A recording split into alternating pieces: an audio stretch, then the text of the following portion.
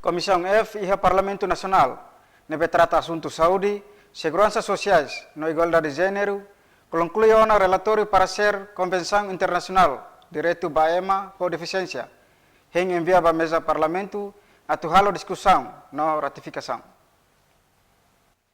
Informação na se presidente da Comissão F trata assuntos saúde e segurança sociais no igualdade de gênero, deputado Noé da Silva, jornalista Sira Quarta no Parlamento, bem hira remata formal a Associação Halibur Deficiência Matang Timor-Leste. Hoje kami foi enviado à mesa Parlamento Nacional semana atau na ratificação da relatório para ser Comissão aprovação e Significa a convenção, né? A comissão F concluiu na entrega na Bahia. Mesmo será parte do bem, será a mesa Parlamento Nacional o que está Bahia para discussão da certo. Competência do base da Bahia, competência exclusiva da presidente da comissão Bahia.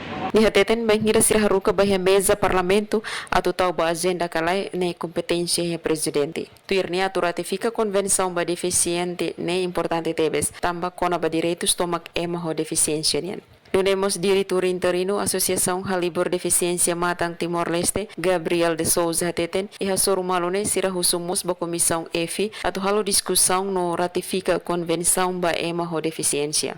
Guilhermina Franco, STL News.